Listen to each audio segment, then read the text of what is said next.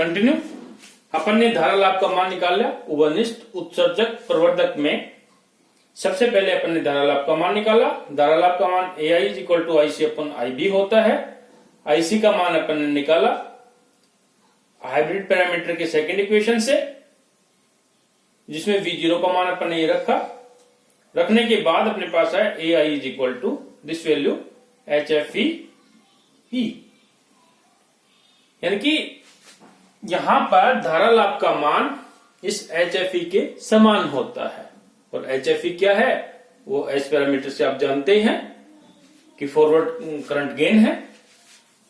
Okay, second इस diagram अपने काम में आएगा। ये सर्किट जो है इसको अपन नहीं मिटाएंगे। धारा लाभ हो गया, चार चीजें अपने को निकालनी है। धारा लाभ के बाद लेते हैं वोल्टा लाभ।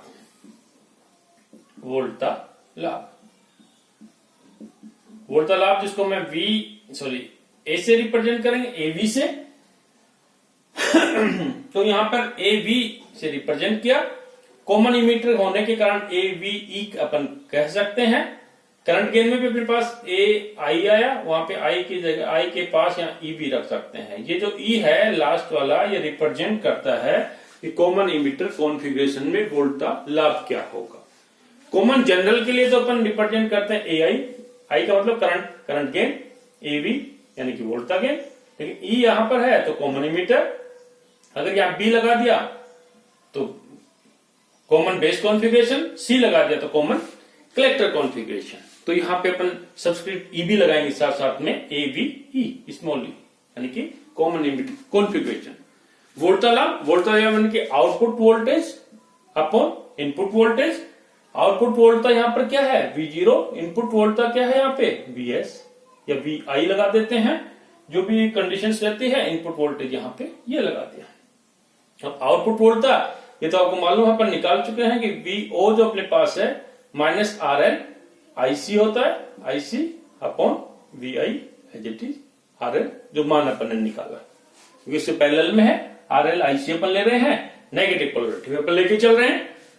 तो वोल्टा लाभ जो अपने पास है AVE, इसको आगे अपन बढ़ाएं तो इसका IC का मान जो अपने पास क्या है या VI का मान जो अपने पास क्या है वो अपन रखेंगे।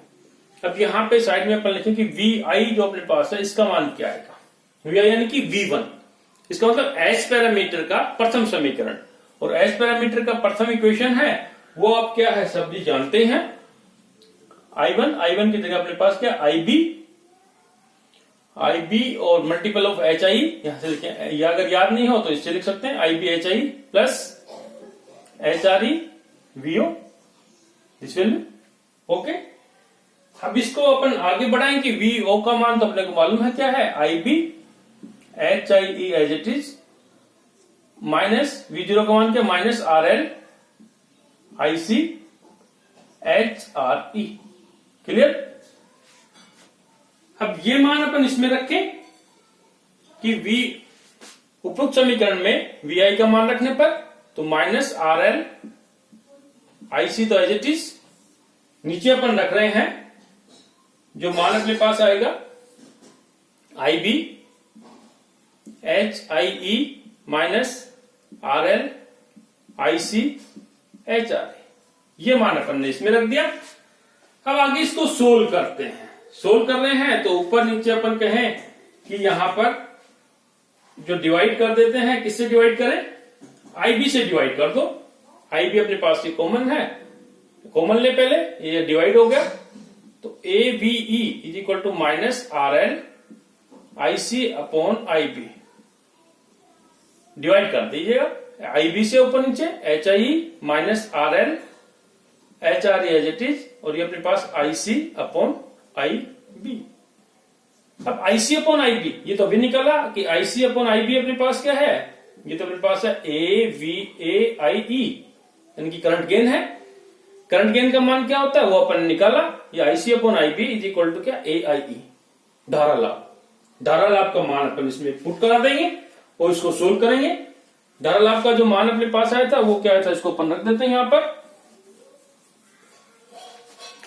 IC अपॉन IB या करंट गेन का मान रखने पर minus as it is RL as it is. इसका जो मान अपने पास है वो मान क्या था, पिछले समीकरण में अपन ने निकाला था यहां पे मान पुट करें HFE 1 plus HOE RL, HOE RL, ये किसका मान है? IC अपॉन IB का करंट गेन का मान अपॉन सिमिलर वे से यहां भी अपन करंट गेन का मान रखेंगे minus RL HRE as it is. इसका जो मान है ये किसके बराबर है? A ऑफ IE का मान। AI का मान अपन रख रहे हैं, AI का मान क्या है? HFE upon 1 plus HOE RL, ये मान रख दिया। अब इसको अपन सोल्व करेंगे।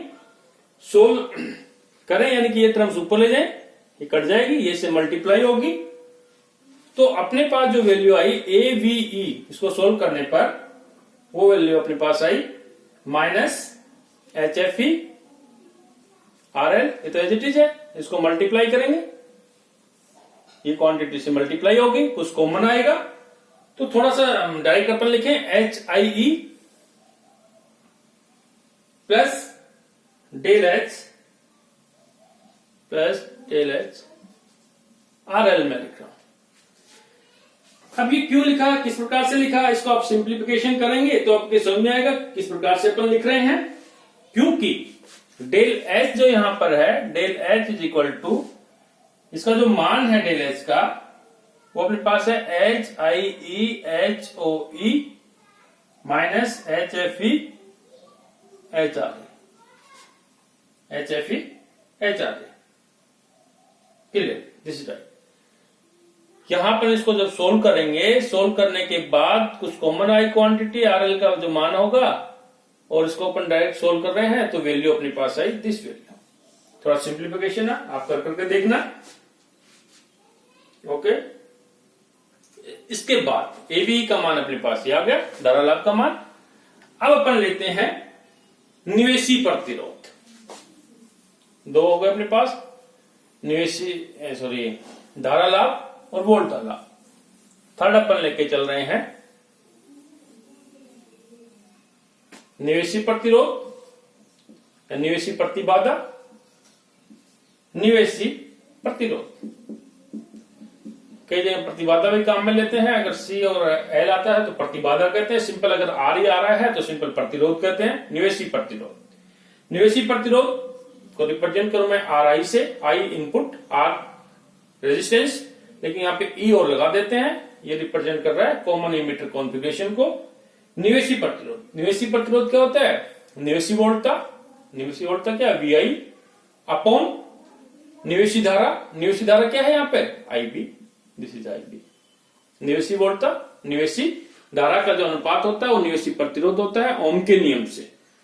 अब यहां पर VI का मान इस समीकरण से रखें, H पैरामीटर के प्रथम समीकरण से, वो अपने पास होगा HIE IB plus HRE VO, clear है, अपॉन IB।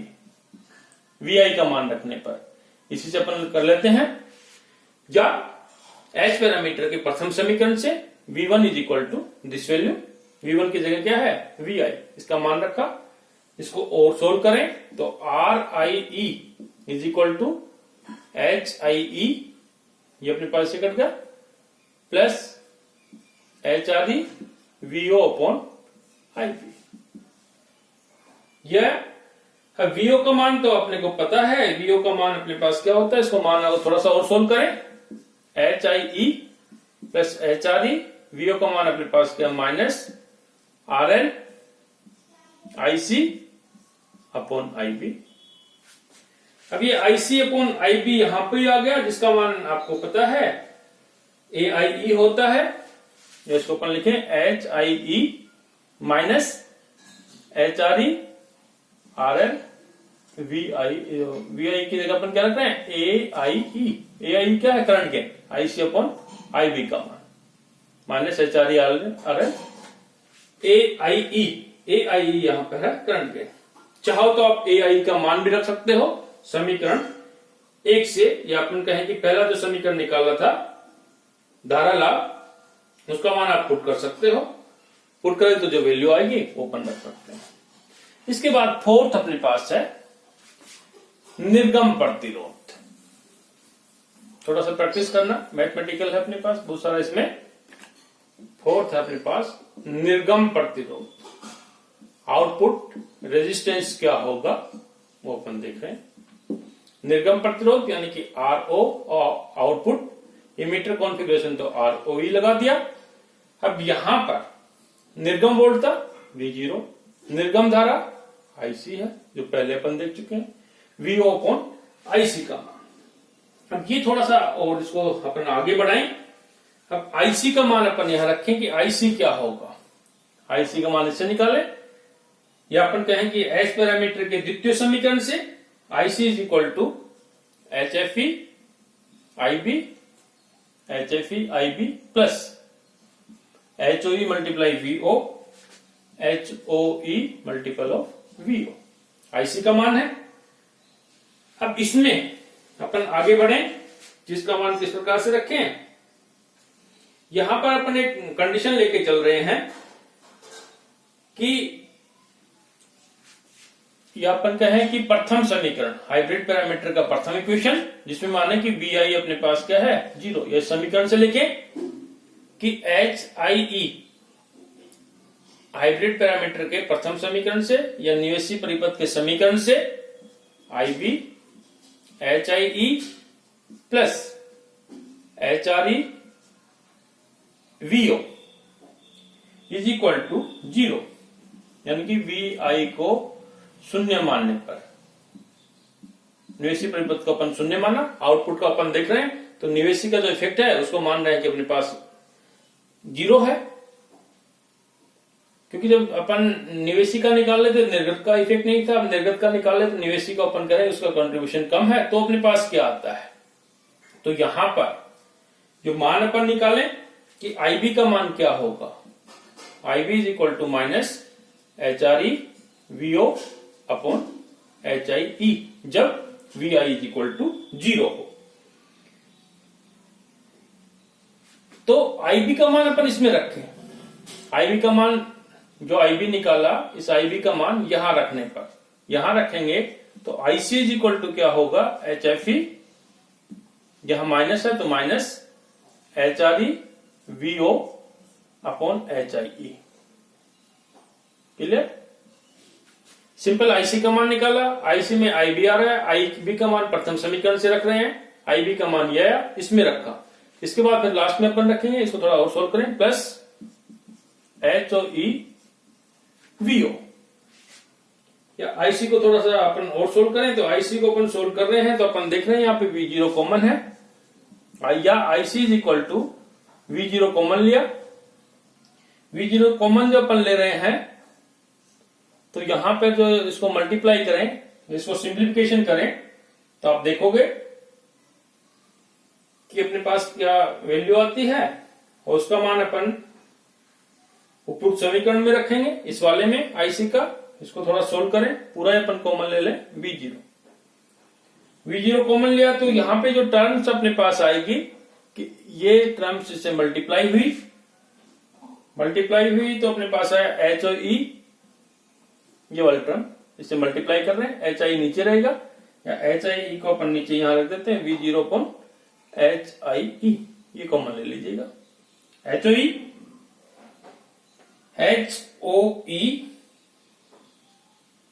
HIE माइनस यहां पे HFE HRE, ये टर्म आ गए। HIE तो अपन ने कॉमन लिया था दिस वैल्यू, ये जो टर्म है ये अभी निकाला, इसका मान क्या होगा वो अपन देखेंगे। V0 इसका मान अपन सारणिक रूप से डेल H जो भी मान बताया था, डेल H का मान इसके बराबर रहता है सारणिक फॉर्म में, और ये अपने पास क्या है HIE। अभी IC का जो मान आ गया वो अपन इसमें रखें, इसमें रखेंगे तो अपने पास ये क्या V0, IC का मान रखा V0 del H upon HIE, इससे कट गया तो वैल्यू अपने पास आई HIE ऊपर गया, HIE अपॉन डेल H, ये वैल्यू आई। तो निर्गम प्रतिरोध RO is equal to HIE upon del H। Del H का मान अपने पास ये होता है HOE HI HFE RE, या डेल H अपन कहेंगे डेल H जो सारणिक फॉर्म में है वो अपने पास है HIE HRE HFE, जो H पैरामीटर अपन ने निकाला था उसकी सारणी फॉर्म अपन ने ये रखा था, HI, HRE, HFE, HOE। ये सिंपल अपन कहें कि ये value H11, H11, H12, H21 और ये अपने पास क्या H22, H12। इसकी जगह अपन ने ये पुट कर दिया। तो हाइब्रिड पैरामीटर है उसकी सारणी के रूप में डेल एच का मान अपने पास ये होता है, शॉर्टकट में अपन ने ये रख दिया। तो निर्गम प्रतिरोध का मान इस प्रकार से ज्ञात कर सकते हैं। इसी प्रकार से आगे अपन करेंगे जब ट्रांजिस्टर कॉमन बेस मोड में हो या ट्रांजिस्टर अपने पास कॉमन कलेक्टर मोड में हो। इसका अध्ययन अपन नेक्स्ट लेक्चर में करेंगे। Thank you.